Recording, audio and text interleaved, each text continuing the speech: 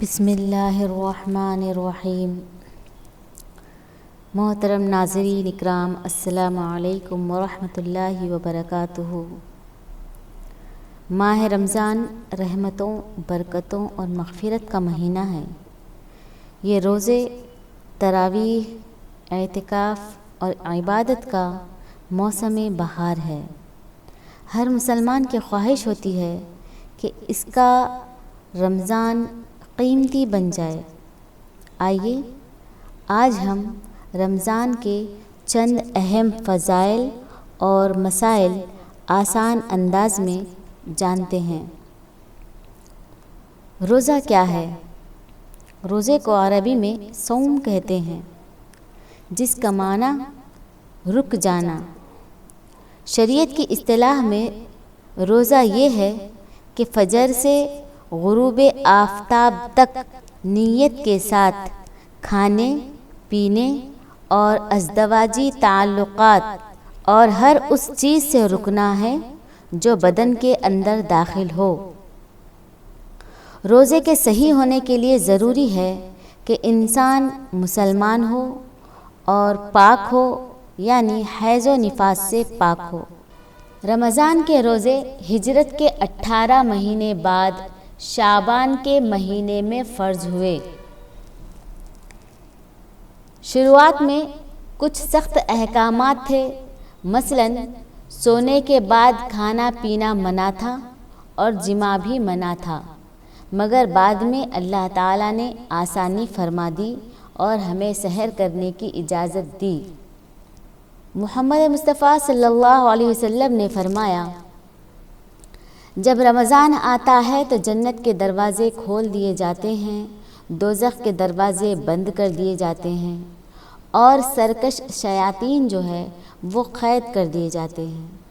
اس کا مطلب یہ ہے کہ اللہ کی رحمتوں کا نزول شروع ہو جاتا ہے، نیکی کی توفیق بڑھ جاتی ہے اور گناہوں سے بچنے کا ماحول بن جاتا ہے۔ جنت کا ایک خاص دروازہ ہے جس کا نام ریان ہے، اور اس سے صرف اور صرف روزے دار داخل ہوں گے۔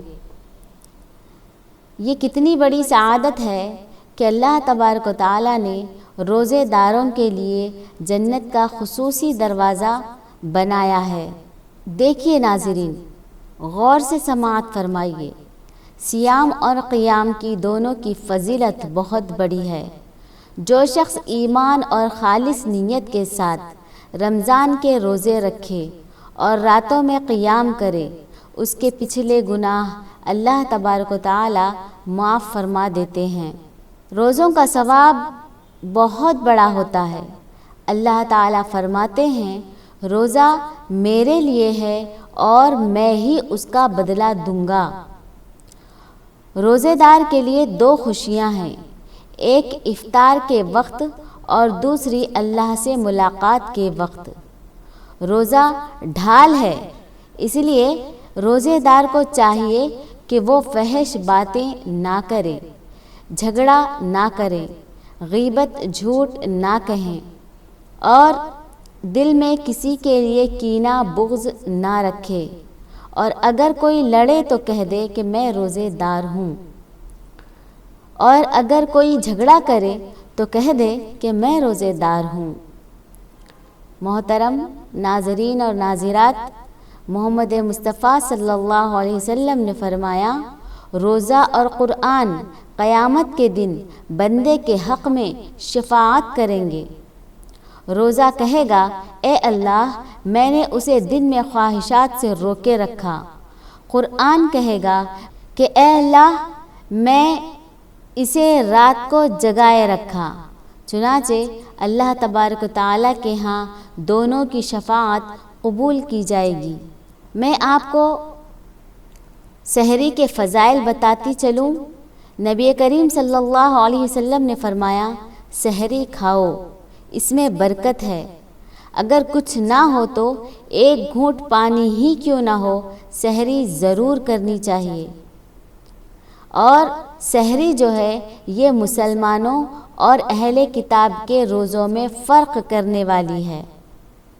پیارے نبی صلی اللہ علیہ وسلم نے فرمایا بہترین سحری کھجور ہے۔ اب اس کے بعد ہم سحری کے مسائل پر ایک نظر ڈالتے ہیں کہ اگر کسی نے رات میں نیت کر لی اور سو گیا تو روزہ ہو جائے گا۔ صبح صادق کے بعد کھایا پیا تو روزہ نہیں ہوگا۔ اذان عموماً صبح صادق کے بعد ہوتی ہے، اس لیے احتیاط ضروری ہے۔ جہاں انسان موجود ہو وہیں کے وقت کا اعتبار ہوگا، اور نیت جو ہے وہ دل کے ارادے کا نام ہے، زبان سے کہنا ضروری نہیں ہے۔ محترم ناظرین اکرام، رمضان المبارک اللہ تعالیٰ کی عظیم نعمت ہے۔ ہمیں چاہیے کہ اس مہینے کی قدر کریں، روزے کے آداب کا خیال رکھیں، سحری کی برکت سے محروم نہ رہیں اور عبادت میں بڑھ چڑھ کر حصہ لیں۔